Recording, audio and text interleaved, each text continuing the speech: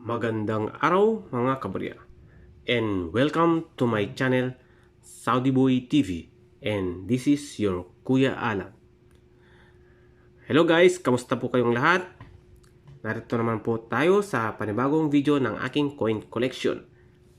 Guys, i-share ko lang po ang mga nahunt ko ngayong araw. Meron po tayo ditong 1 piso 2004. Ito po ay may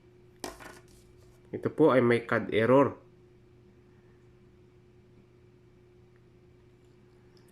Ayan po. May excess metal po dito sa may CAD wheel niya. Ayan o. Parang may tuldok. Pangalawa po ay meron po tayo dito 1 piso year 2000. Ito po ay non-magnetic. Ayan. At meron po tayo ditong nahunt na 1 piso 2015 frost die. Ayan. Semi hard to find or hard to find po ito. Ayan guys. Kita nyo po ang ano niya. Parang may ice. Ayan. At meron po tayo dito 2012 5 piso. Ito po ay obverse die 3. Ayan. Ayan lamang po ang mga nahunt kong barya ngayong araw. Ang tatalakayin po natin ngayon guys ay itong barya ng Italy na 200 lire na may taong 1979. Narito po ang features dito. Country, Italy. Period, Republic, 1946 to date. Type, standard circulation coin. Years, 1977 to 2001. Value, 200 lire. Currency, lira, 1861 to 2001. Composition, aluminum bronze. Weight, 5 grams. Diameter, 24 mm. Thickness, 1.64 mm. Shape, round. Orientation, coin alignment. Demonetized na po ito noong February 28, 2002. References, KM number 105 at ang SCON number po ay 104. Ang nakikita nyo po guys ay ang kanyang obverse. Woman head with long curly hair facing right. Below the neck, cut a big dot and the name of the engraver. Lettering, Repubblica Italiana, M. Balusi. Translation, Republic of Italy, M. Balusi. Ang engraver po nito ay si Mario Balusi. At ngayon guys ay dadako na po tayo sa kanyang reverse.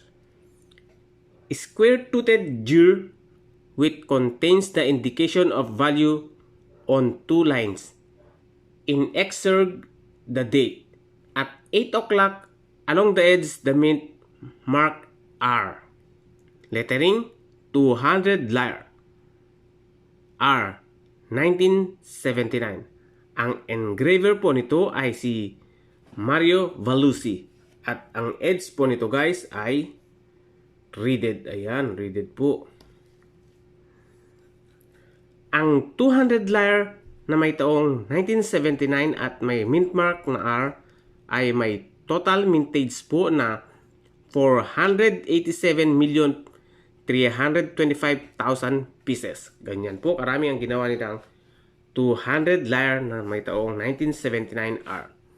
At ngayon guys ay dadako na po tayo sa update price nito sa Numista. Guys, paalala ko lang po ang mga presyo na sasabihin ko ay yan po ang collector's value ng barya sa Numista. Sa good po ay may halaga po itong 10.53 pesos. Sa very good ay may halagang 7.61 pesos. Sa fine ay may halagang 7.78 pesos. Sa very fine ay may halaga pong 11.70 pesos.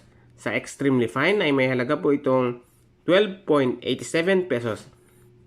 Sa almost uncirculated po ay may halagang 31.01 pesos. At sa uncirculated naman po ay may halagang 93.63 pesos.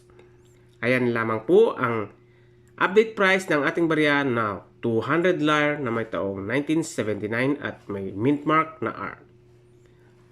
At ngayon guys ay dadako na po tayo sa ating shoutout portion sa mga nagpunta at nag-comment sa aking previous video. Mega shoutout po kay Argenix, Mylin RMC YT, Pusong Wasak na Wasak, Marinong Gala Official, Renzi, Alexa Rian,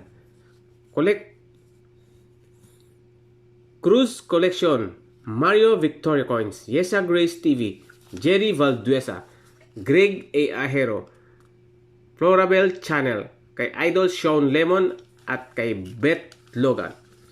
Mega shoutout din po sa aking mga senior citizens na viewers at sa aking mga silent viewers.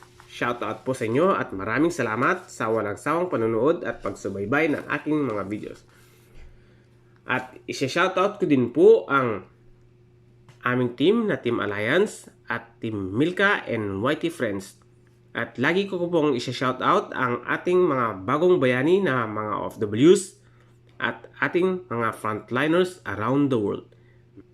Mega shoutout po sa inyo at mag-ingat po kayo dahil kayo po ang aming buhay na bayani. Ayan guys, hanggang dito na lamang po ang konting impormasyon at update price ng ating barya na 200 lyre na may taong 1979 at may mint mark na R.